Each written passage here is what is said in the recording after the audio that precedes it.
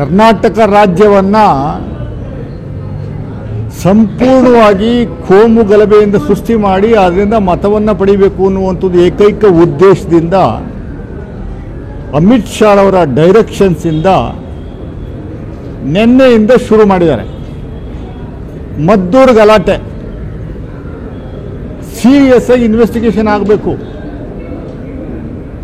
ಇದು NIA ಮತ್ತು CBI ಕೊಡುವಂಥದ್ದಕ್ಕೆ BJPಯವರು ಆಗ್ರಹಿಸಲಿ, ನೋಡೋಣ ಅದರಲ್ಲಿ ಯಾರಿದ್ದಾರೆ ಅನ್ನುವಂಥದ್ದು ಗೊತ್ತಾಗುತ್ತೆ. ಆ ಮೆರವಣಿಗೆ ಹೋಗುವಂಥದ್ರಲ್ಲಿ ಎಷ್ಟು ಜನ ಮದ್ದೂರವರು ಇದ್ದಾರೆ, ಎಷ್ಟು ಜನ ಮಂಡ್ಯದವರಿದ್ದಾರೆ, ಎಷ್ಟು ಜನ ಕರಾವಳಿ ಪ್ರದೇಶದವರಿದ್ದಾರೆ, ಎಷ್ಟು ಜನ ಮೈಸೂರವರಿದ್ದಾರೆ, ಎಷ್ಟು ಜನ ಕೊಡಗಿನವರಿದ್ದಾರೆ ಅನ್ನುವಂಥದ್ದು ಜನಗಳಿಗೆ ಹೇಳಬೇಕು. ಪೊಲೀಸ್ನವರು ತನಿಖೆ ಮಾಡಿ 90% ಅಲ್ಲಿ ಬಂದಿರೋರಲ್ಲ, ಮದ್ದೂರವರಲ್ಲ. ಇವತ್ತು ಬೆಳಗ್ಗೆ 7:00ವರೆಗೆ ಸುಮಾರು ಒಂದು 10,000 ಜನ ಅಷ್ಟು ಮೈಸೂರಲ್ಲಿ ಚಾಮುಂಡಿ ಬೆಟ್ಟ ಚಲೋ ಅನ್ನುವಂಥದ್ದು ಹಮ್ಮಿಕೊಳ್ಳುವಂಥದ್ದಕ್ಕೆ ಒಂದು ಪ್ರಯತ್ನ ನಡೆದಿತ್ತು. ಬಸ್ಗಳು ಸಮೇತ ನಂತರ ವಿಡಿಯೋ ಇದೆ, ಬಸ್ ರಿಜಿಸ್ಟ್ರೇಷನ್ ಸಮೇತ. ಕೊಡಗಿಂದ ಸುಮಾರು ಒಂದು 20 ಬಸ್ಗಳು ಬಂದಿದ್ದಾವೆ, ಶಿವಮೊಗ್ಗದಿಂದ 20 ಬಸ್ಗಳು ಬಂದಿದ್ದಾವೆ. ಎಲ್ಲರನ್ನೂ ಒಳಗಡೆ ಹಾಕಿದ್ದಾರೆ, ಅದು ಬೇರೆ ವಿಚಾರ. ಒಳಗಡೆ ಅಲ್ಲ, ಬರುವಂಥದ್ದಕ್ಕೆ ಬಿಡಲಿಲ್ಲ. ಇದು ಉದ್ದೇಶ ಬಹಳ ಸ್ಪಷ್ಟವಾಗಿದೆ BJPಯವರಿಗೆ. ಯಾವ ಇಶ್ಯೂ ಸಿಗ್ತಾ ಇಲ್ಲ. ಅಮಿತ್ ಶಾ ಅವರ ಒರಿಜಿನಲ್ ಅಜೆಂಡಾ ಏನಿದೆ ಇದನ್ನು ಇಲ್ಲಿ ಪ್ರಯೋಗ ಮಾಡಬೇಕು ಅನ್ನುವಂಥ ಉದ್ದೇಶದಿಂದ ಮದ್ದೂರು ಅನ್ನುವಂಥ ಪ್ಲೇಸನ್ನು ಆಯ್ಕೆ ಮಾಡಿದ್ದಾರೆ. ಇದಕ್ಕೆ ಎಲ್ಲ ಪ್ರಮುಖವಾದ ಕಾರಣಕರ್ತರೆ JDSನವರು. ಮಂಡ್ಯ ಅನ್ನುವಂಥ ಜಿಲ್ಲೆನಲ್ಲಿ ಕೋಮು ಗಲಭೆ ಸೃಷ್ಟಿಯಾಗುತ್ತೆ ಅಂತ ಊಹೆನೂ ಮಾಡ್ಕೊಳ್ಳೋಕ್ಕಾಗದೇ ಇರುವಂಥ ಒಂದು ಜಿಲ್ಲೆ ಇವರು ಒಳಗಡೆ ಬಿಟ್ಕೊಂಡವ್ರೆ. BJPಯವ್ರನ್ನ ಒಳಗಡೆ ಬಿಟ್ಕೊಂಡು ಕೇಸರಿಮಯ ಮಾಡಿ ಸಾಬ್ರೆ ಇಲ್ಲದೆ ಇರುವಂಥ ಜಾಗದಲ್ಲೆಲ್ಲ ಹೋಗಿ ಸಾಬ್ರಿದ್ದಾರೆ ಅನ್ನುವಂಥದ್ದು ಕಲ್ಲೊಡೆಯುವಂಥ ಕೆಲಸವನ್ನು ಮಾಡಿ, ಯಾವುದೋ ಒಂದು ಹುಡುಗಿ ಜ್ಯೋತಿ ಅನ್ನುವಂಥದ್ದು ಪಾಪ ನಿರಂತರವಾಗಿ ನೆನ್ನೆ ಪೂರ್ತಿ ಸಂಪೂರ್ಣವಾಗಿ ಆ ಅಮ್ಮ ಲಬ ಲಬ ಲಬ ಅಂತ ಹೊಡ್ಕೊಳ್ಳೋದನ್ನ ನೀವು ಮೀಡಿಯಾದಲ್ಲಿ ತೋರಿಸಿದ್ರಿ. ಅವಳ ಹಿನ್ನೆಲೆ ಏನು, ಅವಳ ಚರಿತ್ರೆ ಏನು, ಅವಳ ಬ್ಯಾಕ್ಗ್ರೌಂಡ್ ಏನು, ಅವಳು ಯಾರು, ಆ ಅಮ್ಮ ಎಷ್ಟರ ಮಟ್ಟಿಗೆ ಕೆಟ್ಟದಾಗಿ ಮುಸ್ಲಿಂ ಸಮುದಾಯಕ್ಕೆ ಬೈದಿದ್ದಾಳೆ, ಆಮೇಲೆ ಯಾವ ಲೈಫ್ನ ಲೀಡ್ ಮಾಡ್ತಾ ಇದ್ದಾಳೆ ಹುಡುಗಿ ಅನ್ನುವಂಥದ್ದು ಬೇಕು.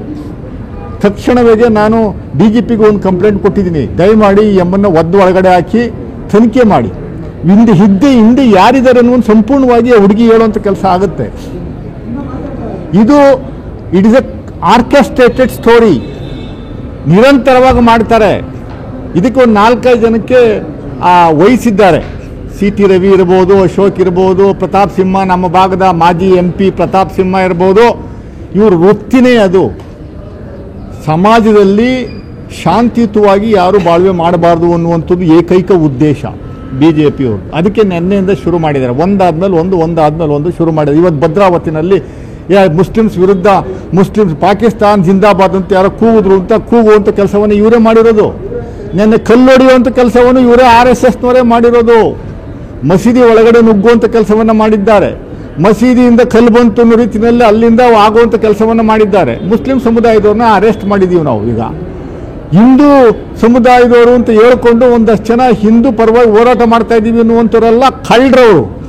ನಂಬರ್ 1 420ಗಳು. ಅವ್ರ ಹಿನ್ನೆಲೆಯನ್ನು ನೀವು ಕೆಣಕಿದ್ರೆ ಎಲ್ಲ ರೌಡಿ ಶೀಟರ್ಗಳಾಗಿರ್ತಾರೆ, ಬಹುತೇಕ ರೌಡಿ ಶೀಟರ್ಗಳು. ಆ ಪ್ರತಾಪ್ ಸಿಂಹನ ಅಕ್ಕಪಕ್ಕ ನಿಂತಿರೋರೆಲ್ಲ ನೆನೆಸ ಮಾಧ್ಯಮದಲ್ಲಿ ದಯಮಾಡಿ ನನ್ನ ಹತ್ರ ಪಿಕ್ಚರ್ಗಳಿದ್ದಾವೆ, ಅವರೆಲ್ಲ ಪೂರ್ತಿ ರೌಡಿ ಶೀಟರ್ಸ್ಗಳೇ. ಮೈಸೂರಿಂದ ಕರ್ಕೊಂಬಂದಿರುವಂಥ ವ್ಯಕ್ತಿಗಳು, ರೌಡಿ ಹಿನ್ನೆಲೆ ಬಂದಿರುವಂಥ ವ್ಯಕ್ತಿಗಳು. ಅವನ್ನ ಒಂದು ಶಾಲ್ ಒದ್ದಿಸ್ಕೊಳ್ಳೋದು, ಅಲ್ಲಿ ದುಡ್ಡು ಕೊಟ್ಟು ಒಂದೊಂದು ಬಾಟ್ಲು ವಿಸ್ಕಿ ಕೊಟ್ಟು ಒಂದೊಂದು ₹1,000 ದುಡ್ಡು ಕೊಟ್ಬಿಟ್ಟು ಒಲ್ಲೆ ಹಾಕಿ ಅವ್ರನ್ನ ಜನಗಳನ್ನ ಕರ್ಕೊಂಡು ಹೋಗ್ತಾ ಇರುವಂಥದ್ದು ಕೂಡ ವಿಡಿಯೋ ಸಿಕ್ಕಿದೆ ಇವ್ರಿಗೆ, ಪೊಲೀಸ್ನವ್ರಿಗೆ. ಅದು ತನಿಖೆ ಆಗುತ್ತೆ. ಇವರು ಸಂಪೂರ್ಣವಾದಂಥ ಇವರ ಬಂಡವಾಳ ಏನು ಅನ್ನುವಂಥದ್ದು ಹೊರಗಡೆ ತರುವಂಥ ಕೆಲಸವನ್ನು ಇನ್ನು 2-3 ಡೇಸಲ್ಲಿ ಪೊಲೀಸ್ನವರೇ ಮಾಡ್ತಾರೆ. ತನಿಖೆ ಸಂಪೂರ್ಣವಾಗಿ ನಡೀತಾ ಇದೆ.